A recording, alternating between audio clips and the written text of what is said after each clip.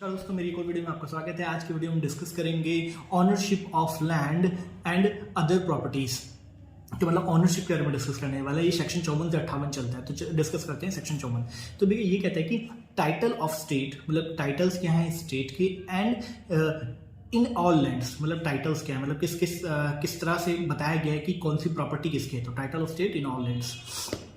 तो भैया सबसे पहले जो सड़क है, माना मैंने एक सड़क है, ठीक है जी। सड़क पे क्या है, लेन्स बने हुए हैं, उन लेन्स पे रोडें हैं, लेन्स है दोनों तरफ, बीच में डिवाइडर लगा हुआ, उस पर पेड़ लगे हुए हैं, ब्रिजेस बने हुए हैं, और क्या कहते हैं आपके टैंक्स हैं, नाले हैं, लेक्स हैं, रिवर्स हैं। ये किसकी प्रॉपर्टी? ये जो सारी प्रॉपर्टीज़ हैं, ये सारी प्रॉपर्टी स्टेट की प्रॉपर्टी होती हैं, ठीक है। इस क्या टाइटल, ये जो सारे टाइटल्स हैं, ये प्रॉपर्टीज़ किसकी हैं? स्टेट की प्रॉपर्टी है, नंबर 1।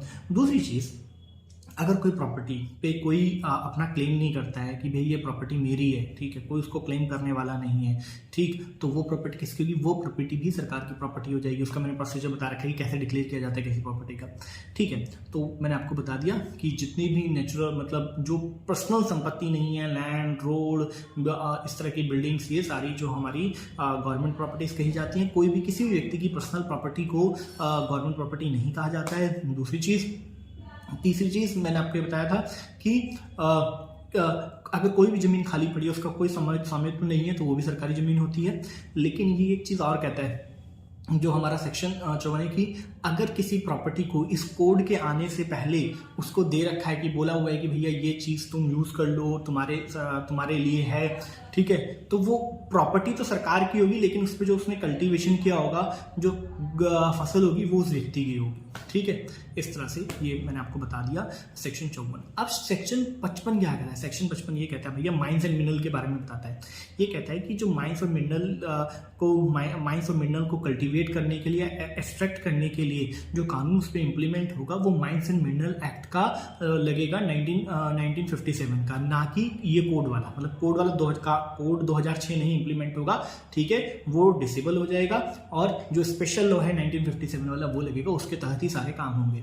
एक तो चीज़ ये, और ये भी कहा गया है कि कानून आने से पहले जो राइट्स थे, जिस तरह से काम हो रहा था, जो राइट्स थे 1957 के हिसाब से, जो एक्ट के हिसाब से चल रहे थे, कानून आने के बाद भी उसे सेम ही तरह से अंडरस्टैंड किया जाएगा, उसी तरह लिया जाएगा, और ये उसी तरह चलते रहेंगे। ये आपका 55 भी हो गया। अब बात करते हैं 56। ये 56 जो बात करता है, ये जंगलों की और झाड़ों की, उन सब की बातें करता है, ठीक है। जंगल, झाड़, ये सब किसके अंदर आएंगे? तो कहते हैं ये भी सरकार, सेंट्रल गवर्नमेंट के अंदर आएंगे, स्टेट गवर्नमेंट के अंदर आएंगे उस पर्टिकुलर।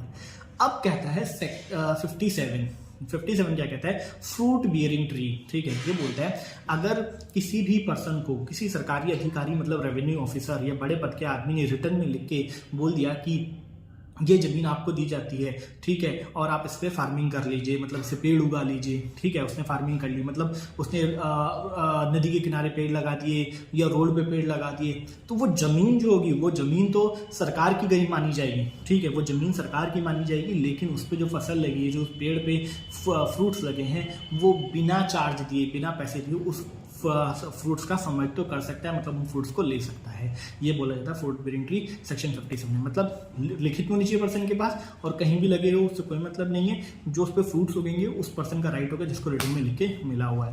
तो ये फ्रूट बियरिंग ट्री हो गया। तो मैंने आपको सेक्शन 54 से लेके 58 तक का मैंने बताया, जिसमें 54, 55, 56, 57 बता दिया। 58 आप खुद पढ़ लेना, क्योंकि वो मैंने तैयार नहीं किया, इंपॉर्टेंट नहीं लगा मुझे, तो 57 तक मैंने आपको बता दिया। Thank you so much, have a nice day.